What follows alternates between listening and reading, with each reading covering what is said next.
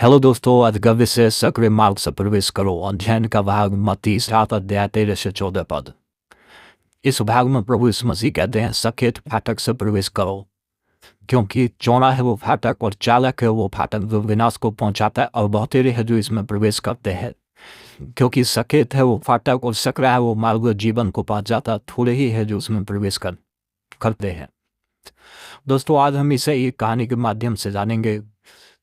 किसी घने जंगल के बीच दो नगर बसे हुए थे। एक नगर का नाम था विश्वास का नगर और दूसरे नगर का नाम था मनोरंजन का नगर। दोस्तों, उन दोनों का रास्ता एक घने जंगल और पहाड़ियों के बीच होकर जाता था, और आगे जाकर वो मार्ग दो भाग में हो जाता था। एक बहुत बड़ा चौड़ा विशाल मार्ग है। उस मार्ग में रंग बिरंगे रसीले फल लगे हुए हैं, और उस मार्ग में रंग बिरंगे फूल है और मधुर संगीत है, मीठे पकवान है, नाच गाना हो रहा है, और अधिकतर लोग उसी मार्ग में मुड़ जाते हैं। और उसके बगल में एक और मार्ग है जो पतला सा है, पहाड़ियों के और जंगल के बीच से होकर जाता है, कांटों से घिरा हुआ है, उसमें झाड़ियाँ है, पत्थर है, और कोई इक्का दुक्का ही आदमी दोस्तों उसमें प्रवेश करता है। और अधिकतर लोग उसी जो है मार्ग में प्रवेश करते हैं जो चौड़ा है। उस मार्ग में प्रवेश करते ही अच्छे रसीले फलों के खुशबू, फूलों की खुशबू, संगीत, मीठे पकवान, नाच गाना, और लोग उसमें जाकर के फल खाते हैं, नाच गाना देते हैं, मधुर संगीत सुनते हैं और मनमुग्ध हो जाते हैं।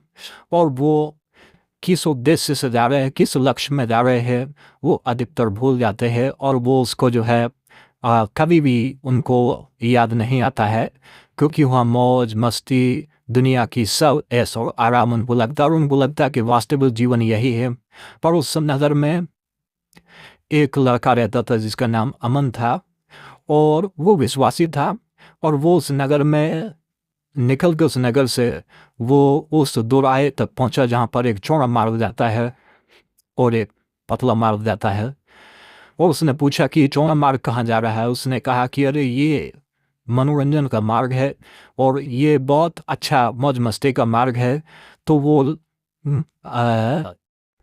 अमन उस मार्ग में चला जाता है और उसको बहुत अच्छा लुभावने लगता है, क्योंकि मधुर संगीत है, रसीले फल है, नाच गाना है।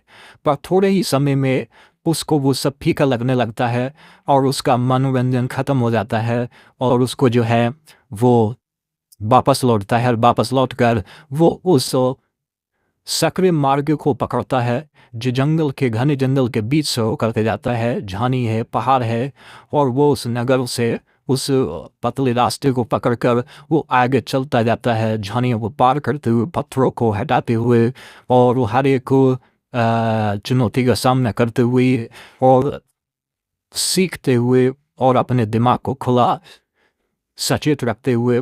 और जब वो वहाँ से आगे चलते चलते एक पहाड़ी के ऊपर पहुँचता है, तो पहाड़ी के ऊपर पहुँच करके वो चौंक जाता है, और उसको जो है देखता है कि एक सोने का नगर है, चांदी की सड़कें है, और वहाँ पर एक भक्ति में मधुर संगीत है, जहाँ पर पहुँचकर जो है लोग भटकते नहीं, परंतु वह स्तुति प्रशंसा करते हैं और दिमाग को और भी तीव्र गति से चलता है।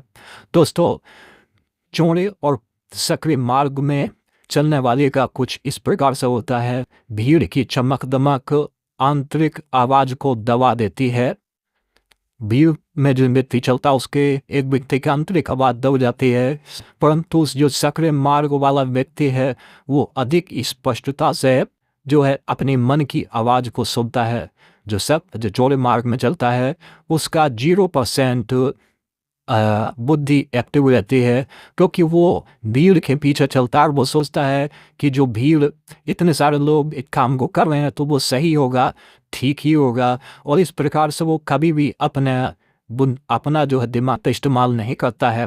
परंतु जो अकेले मार्ग पर चलने वाला व्यक्ति है वो उसके पास जीवन का हर अनुभव होता है, और ऐसा व्यक्ति अपने लक्ष्य को कभी नहीं छोड़ता, और कभी नहीं भटकता, क्योंकि उसके पास उसको ध्यान भटकाने के लिए कोई भी नहीं होता, और अपनी आवाज़ के सुनने के लिए जो है उसके पास और कोई उपाय नहीं है। वो अपने मन की सुनता है, अपने मन से सोचता है और परमेश्वर को याद करता है, और वो हर परेशानी का सामना करता है और हर मुसीबत के लिए जो है दिमाग लगाता है कैसे सामना करेगा।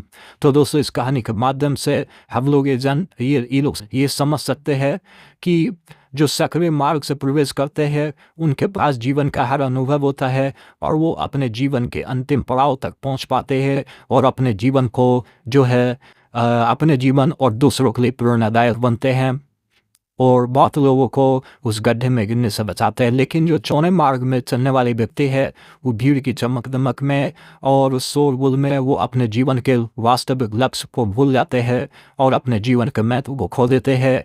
इस फोटो में दो व्यक्ति नजर आ रहे, एक जंगल से निकल कर आ रहा, उसके पीछे पेड़ गिरे हैं, पहाड़ी हैं, हाथ में एक मैप है जो इस बात का प्रतीक है कि उसने जीवन में कुछ हासिल किया और वो अधिक सफल और सक्सेस है। पर इन व्यक्ति भीड़ के बीच में खड़ा है जो दूसरों का ही अनुसरण कर रहा है और उसका अपना कोई वजूद नहीं है। क्या ठीक है क्या गलत है उसको कुछ नहीं मालूम, लेकिन जो अकेला आया है उसको मालूम है कि जिस रास्ते पे मैं चल रहा हूँ रास्ता सही है, और वो रास्ते में उसके अंत में जीवन का मुकुट है और उसके लिए इनाम और पुरस्कार। दोस्तों, आप किस रास्ते पर चल रहे हैं? हमारे साथ जुड़ने के लिए बहुत धन्यवाद।